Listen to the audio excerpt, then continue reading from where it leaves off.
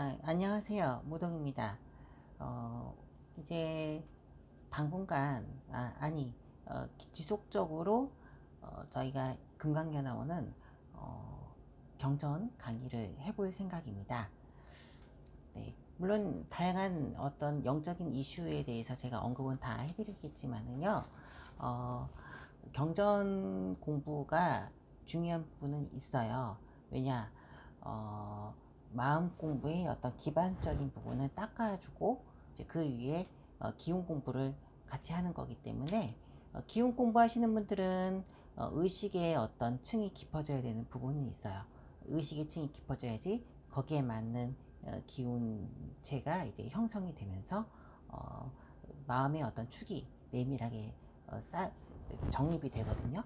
그러니까 겉으로 봐서는 이제 강건해 보이고 에너지적으로 이제 튼튼해 보이는 사람도 있지만 이제 그거는 이제 외적인 축에 해당되는 거고 좀 더 내밀한 어떤 마음의 축이 또 형성이 됩니다. 그래서 경전 공부라든가 마음 공부가 좀 어느 정도 조금 되면 기운 공부가 더 이제 빛을 발하게 되는 부분이 있어요. 그래서 이제 경전 공부를 저희가 앞으로는 시작할 거고요. 이제 여기서 중요한 것은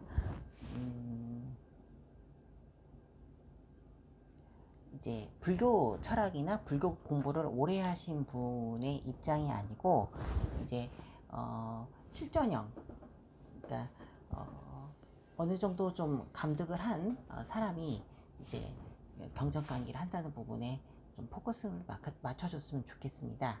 그래서 불교 공부를 오래 하신 분들이 지금 이 동영상을 또 보시면은 반박할 거리도 많이 있을 거라고 생각은 합니다만 여기서 제가 언급을 해드리는 건 이제 학문으로 접근하는 게 아니다라는 걸 말씀을 드립니다.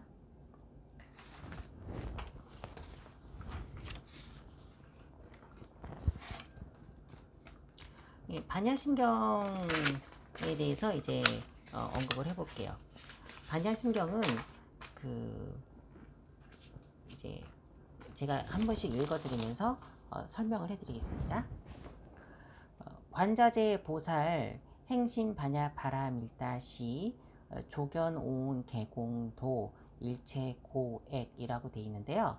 관자재 보살이 반야 바라밀다를 행할 때에 오온이 모두 공함을 알고 모든 고가 일체의 고통이 쉬었다 이렇게 되어 있습니다. 여기서 관자재 보살이 반야 바라밀다를 이제 행할 때 오온이 모두 공함을 알았다 이렇게 봤다라고 되어 있는데 오온이라는 것의 오는 에너지의 무더기를 뜻해요.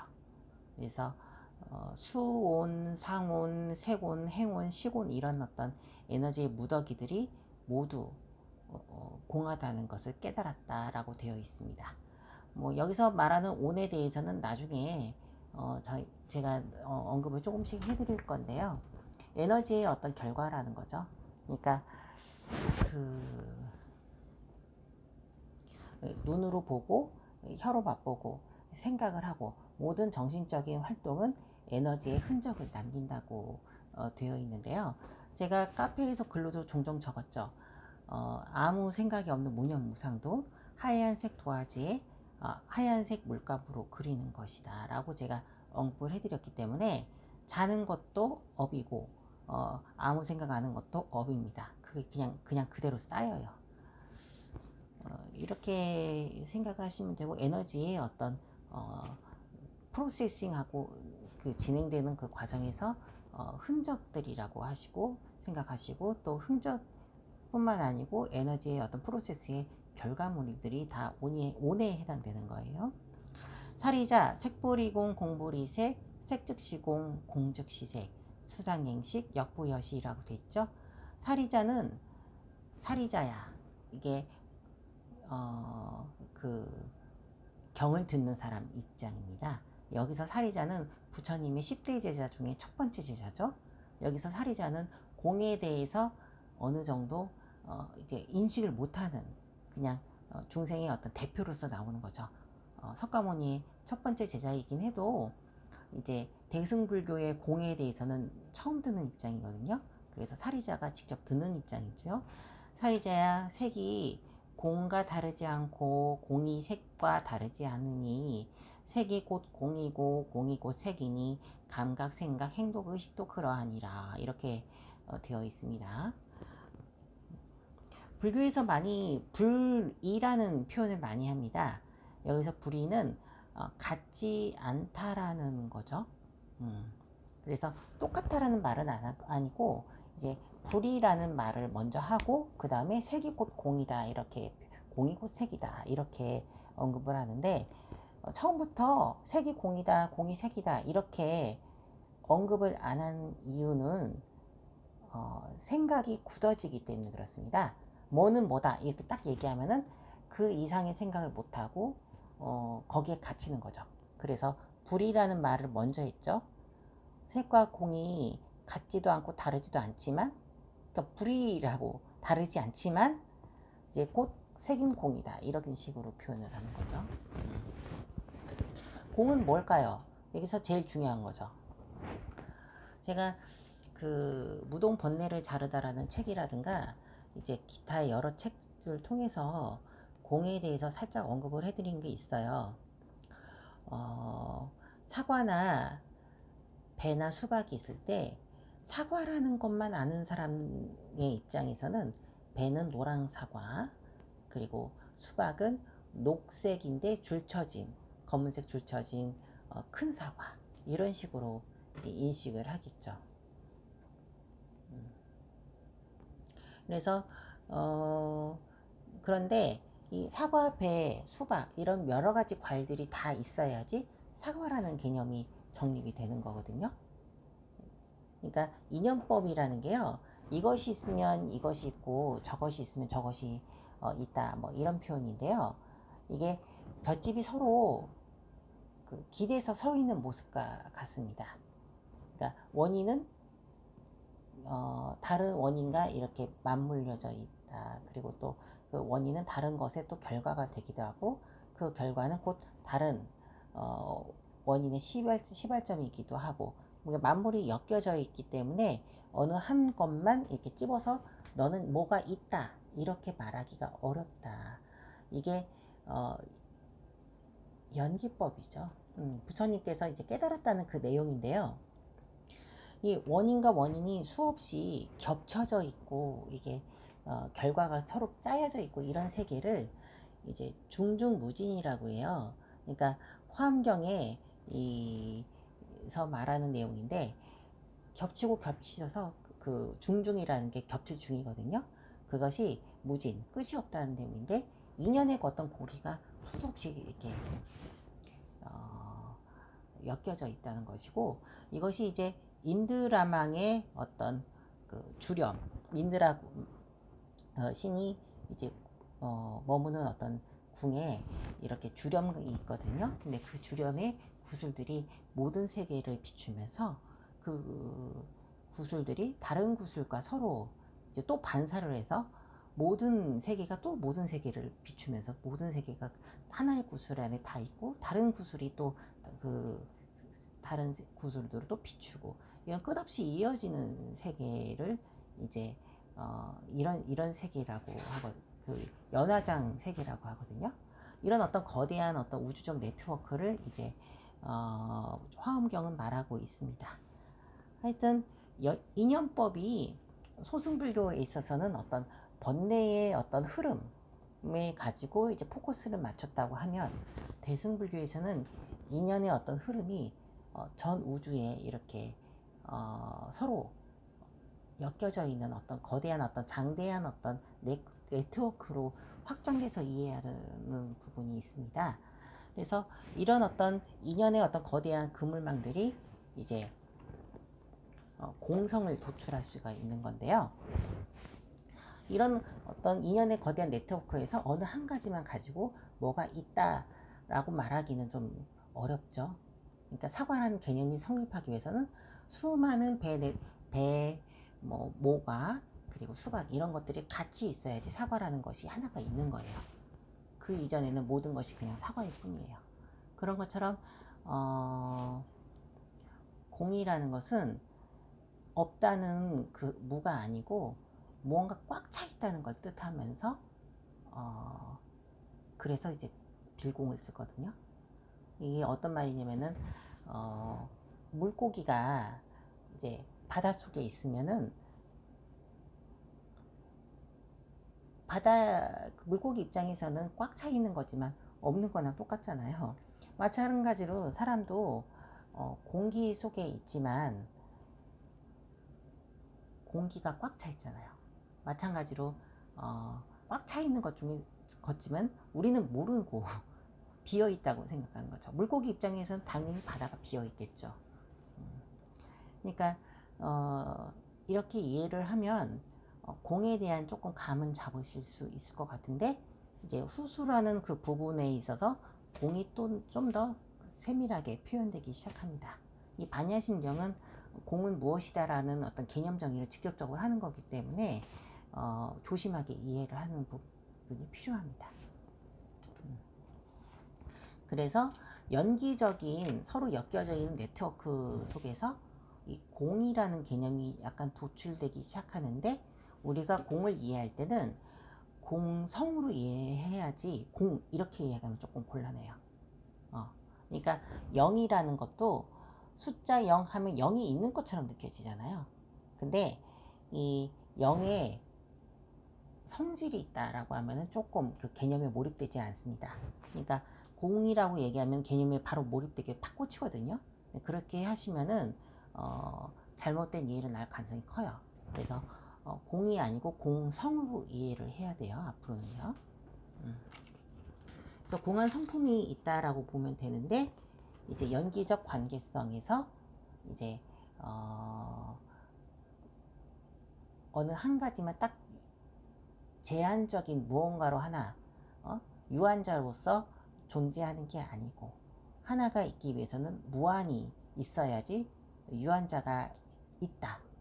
이런 면에서 보면 그 무한자, 절대적인 어떤 거대한 끝없는 그 세계가 하나를 위해서 있는 것이기 때문에 그것이 곧 공성인 것이다 라고 보시면 돼요. 그래서 색은 공과 다르지 않고 말씀드리겠습니다. 하나는 그 하나의 수많은 것이 겹쳐져 있는 무한적인 거와 다르지 않고, 네, 이렇게 설명할게요. 그리고 공불이색, 무한적인 모든 것은 하나의 우리 눈에 보이는 색 하나, 물질이거든요. 색이라는 건 물질이거든요. 물질 하나와 다르지 않다. 맞죠? 당연히. 연기적인 네트워크를 이해를 하신다면은 단 하나는 무한히 겹쳐진 하나의 인연이 그 하나의 표현으로 드러난 것이에요. 그래서 그 불이라는 개념이 적당한 표현이죠. 다르지 않다. 근데 조금 더 깊이 들어가면요, 색은 곧 공이다, 공은 곧 색이다, 이런 식으로 표현이 되죠. 그러니까 물론 다르지 않기는 해요. 근데 그 하나만 가지고, 개별적인 하나만 가지고 곧 공이다라는 개념이 바로 나옵니다. 왜냐? 피타고라스의 정리라든가 수학적인 공식은 그 증명을 해서 이렇게 도출되잖아요. 수학적인 증명을 통해서 하나의 공식이 이렇게 도출이 되는데, 그냥 대학교나 그 이상의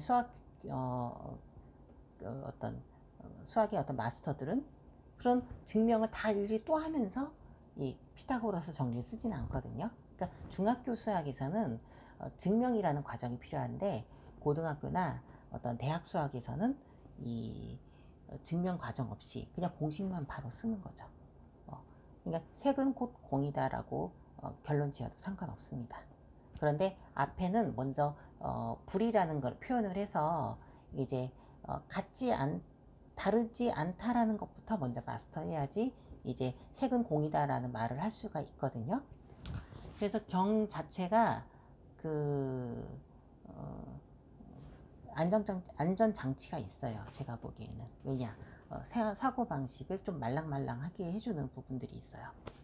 그게 이제 불이라는 표현을 바로 했기 때문에 사고의 어떤 그 생각의 어떤 굳어짐을 좀 방지할 수 있는 부분이 있고요.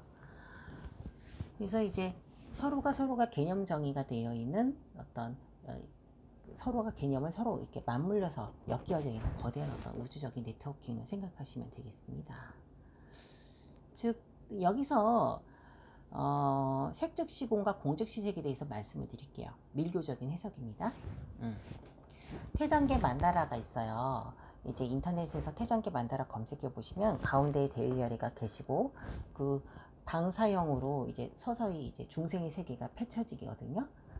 대일열애, 보살, 명왕, 뭐 하늘천, 그 다음에 여러 가지 존재들의 세계가 펼쳐지는데 이 대일열애의 맨 끝에 있는 어떤 야차나 귀신들도 있어요.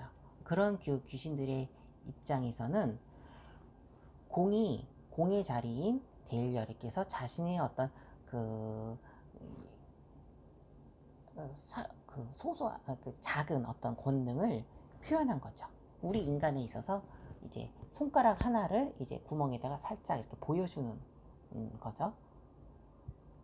근데 이 손가락에 하나도 대일열의 본체죠. 당연히 손가락이라고 하지만은 마찬가지로 만다라의 최외곽에 계신 분도 대일열의 어떤 화신으로서 이제 활동을 하시는 건데 그 만다라의 최외곽에 계신 분은 대일열의 색즉시공인 거죠. 개별적인 거는 무한의 절대성의 하나의 표현인 거기 때문에 만다라의 외곽에 계신 분은 즉 색즉시공이고요. 가운데의 대일열애께서 414조의 모습을 보이는 것은 공즉시색이에요. 이게 인연의 거대한 어떤 네트워킹을 생각하시면은 공즉시색과 색즉시공에 대해서 이해를 하실 겁니다. 이런 부분은 설명은 해드려도 현실적으로는 어떤 뭐랄까 와닿는 부분은 아니죠. 근데 이 부분이 이제 베이스가 있어야지 이제 나중에 정신적인 고차적인 정신적인 어떤 이해를 할 때 많은 도움이 될 겁니다. 네. 자, 여기서 이제 색불이공 공불이색 색즉시공 공즉시색이라고 얘기를 했어요. 수상행식 역부여시, 여기가 수는 느끼다, 상은 생각이고 행은 행동이고 식은 의식이고 이렇게 보시면 되는데 이것도 마찬가지로 동일하다 이렇게 되어 있습니다. 그러니까 그 색불이공이라고 하신 거고 색즉시공 이런 부분도 색은 물질이라고 하는데 여기서 말하는 생각과 느낌과 감각과 뭐 의식 이런 것들도 다 어떻게 보면 물질인 거예요. 이것들도 인연의 그 이합집산, 인연의 네트워킹에 의해서 생성되고 멸하고 이런 과정을 반복하는 거기 때문에 다 공성인 거예요. 사리자야 시제법공상 불생불멸 불구부정 부증불감 유명한 구절이죠. 사리자야 모든 법이 공한 형태는 생겨나지도 않고 없어지지도 않고 더럽지도 않고 깨끗하지도 않고 늘지도 않고 줄지도 않느냐 이렇게 되어 있습니다. 그러니까 불생불멸이란 거는 하나의 뭐 꽃이 피기 위해서는 뭐 이렇게 서정주의 어떤 시가 있죠. 하나의 꽃이 피기 위해서는 그리도 소쩍새가 막 그렇게 울었느니라 막 이렇게 있잖아요. 마찬가지로 하나의 꽃이 피기 위해서는 수많은 인연이 이렇게 모여져서 꽃이 피고 또 꽃이 지고 그 꽃이 진 것이 씨앗이 다시 또 꽃이 되고 식물이 되고 이런 과정을 보면은 불생불멸인 거죠. 나고 또 멸하는 게 없습니다. 그리고 불구부정 깨끗하고 더러운 것도 없다. 어제 밥 먹은 그것들이 이제 똥으로 나오고 소변으로 나오고 이것들이 다 정화가 돼서 자연계를 한번 돌아서 우리 또 다시 먹는 것으로 돌아가고 우리가 이렇게 살아있는 모습들이 다 이제 공기로 다 화장을 하거나 이제 죽어서 이제 먼지가 돼서 다 날아가고 이런 모습들이 다 불구부정인 거예요. 더럽지도 않고 깨끗하지도 않고 부증불감, 늘어나지도 줄지도 않죠. 전 우주적인 어떤 질량 보존의 법칙, 에너지 총량의 법칙을 생각하면 늘어나지도 않고 줄어들지도 않습니다.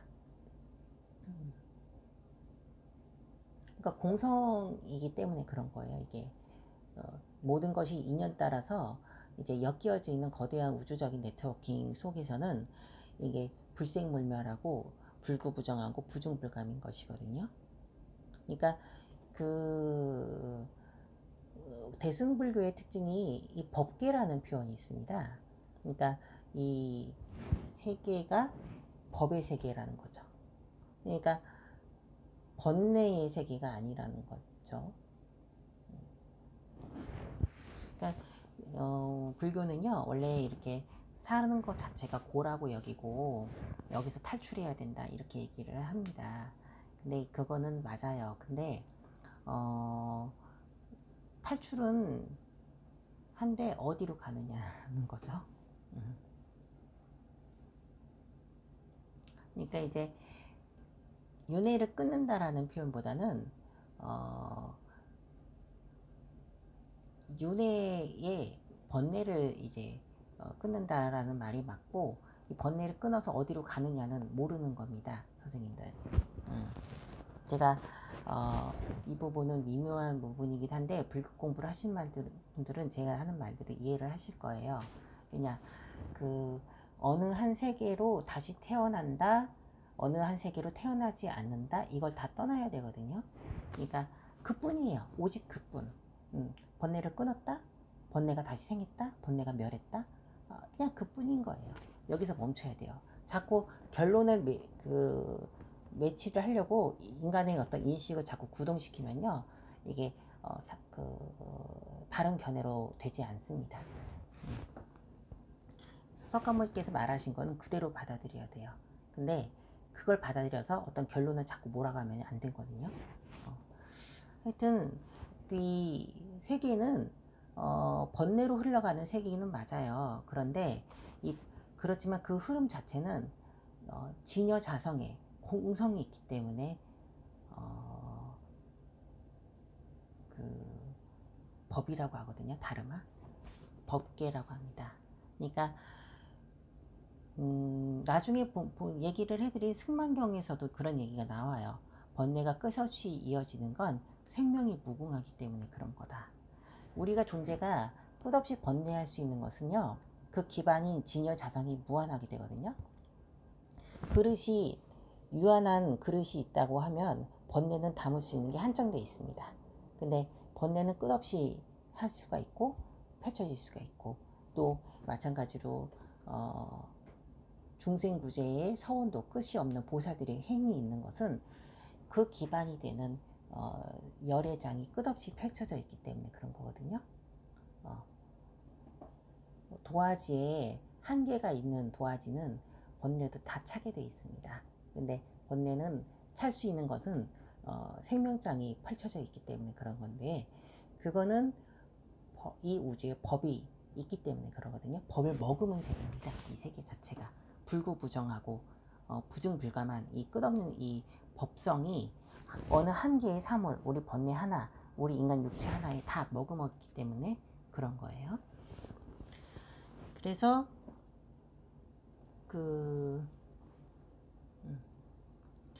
일단 그렇게 알고 계시면 되고,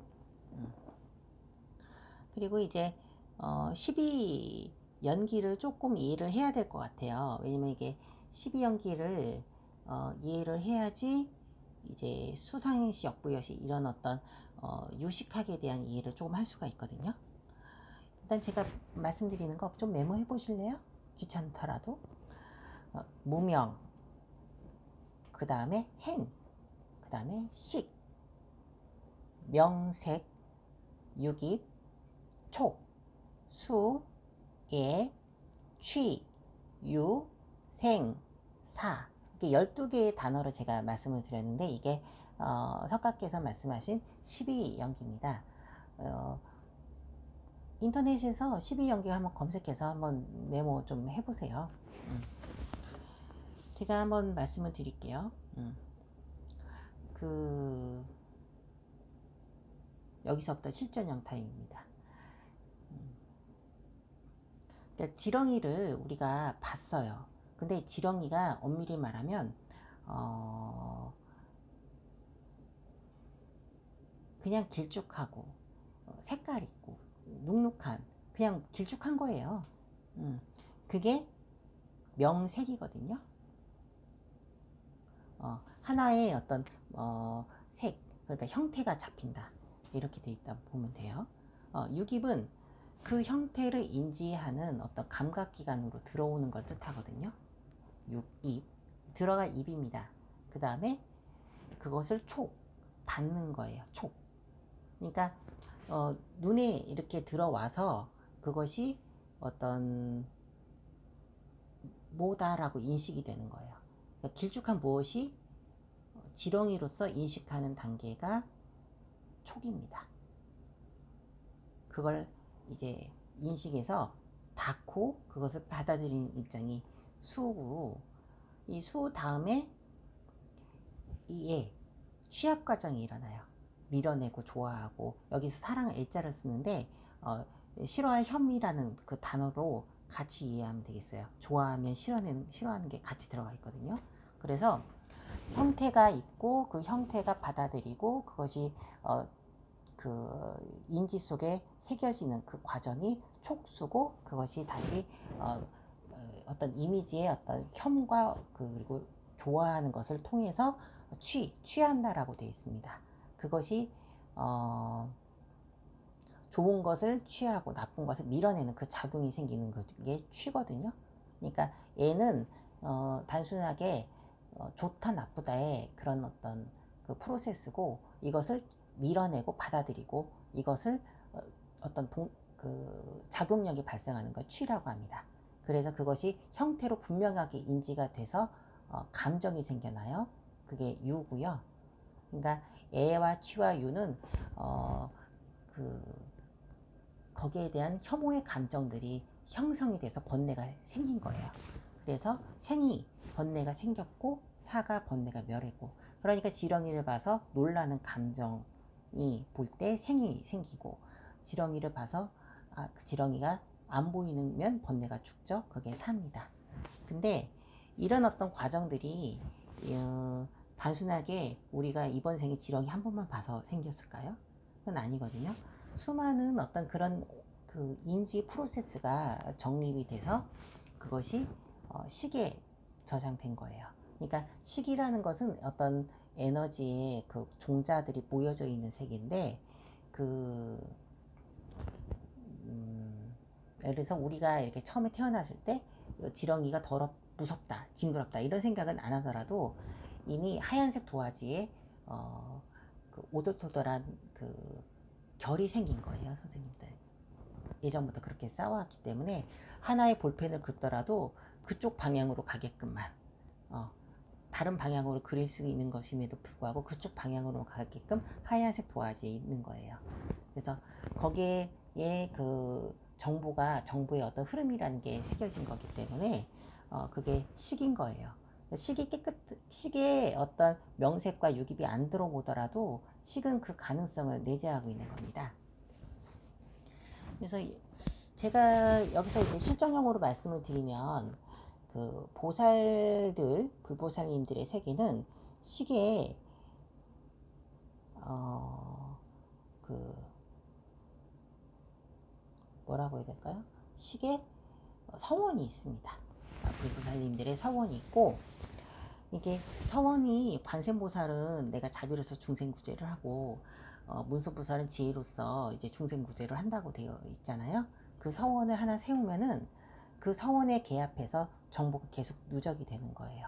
그래서 불보살님들의 어떤 의식의 세계는 이 오돌토돌하게 이렇게 균일한 입자가 아니고 모든 정보를 차곡차곡 정립한 거예요. 설사 경로가 생겼더라도 다른 쪽의 경로를 계속 누적하면서 이제 균일하게 정보의 어떤 결을 만드는 거죠. 그래서 이 10가지가 불보살의 어떤 마음의 세계라면, 명색과 유깁과 촉은 중생들이 그 불보살님들의 그 마음을 표현하는 그 과정들이거든요. 그래서 그 중생들이 대신해주고 있습니다. 불보살님들의 그 흐름들을. 이거는 번뇌의 어떤 생멸을 12연기로 표현했지만 처음에 불교에서는요, 소승불교에서는요, 대승불교적인 입장에서는 수행을 할 수 있는 근거가 되는 거예요, 선생님들. 왜냐? 서원을 세우고 복덕자량을 세우는 거는 이런 촉수애취유 생사가 없으면은 못합니다. 그러니까 우리가 할 수 있는 밀교 수행이라든가 아니면은 마음을 닦는 일체의 수행들은요, 어떤 형태를 붙잡고 하는 거예요. 번뇌를 형태를 잡아서 그 번뇌의 형태를 계속 관을 하고 추적을 하는 그 과정들은 12연기를 거꾸로 돌려서 하는 역관이라 하고요. 그리고 나의 본성의 흐름에 맞춰서 번뇌의 흐름들을 조견하는 것을 이제 순간이라고 하는데, 밀교의 어떤 인계를 맺고 진언을 외우고 이런 것 역시도 하나의 형태를 잡아서 그걸 가지고 수행하는 거거든요. 그거는 수의취유 생사의 어떤 그 형태 하나를 잡고서 하는 거거든요. 그래서 그것을 통해서 미묘한 세계의 정보가 제대로 능적이 되는 거예요. 제가 언급은 했죠. 하얀색 도화지에 하얀색 물감을 쓰는다. 아무것도 물감을 안 채울 수는 없어요. 뭘 채우느냐가 문제죠. 보살의 번뇌를 채우느냐, 수행의 과를 채우느냐, 그 차이입니다. 그래서 불보살의 의식 세계는 식가지가 있고, 그 식에서 놔두는 그 과정들은 중생들이 대신 해주고 있어서 하나의 거대한 법문이 짜여진다고 보시면 되겠어요. 그리고 불교 내에서 무자라는 표현을 많이 하는데, 여기서 무는 집착을 깬다는 부분입니다. 제가 말씀을 하나 더 드릴게요. 그래서 중생구제는 그리고 이런 부분들은 보살의 경우에는 자신의 정보를 다루는 것이고, 그리고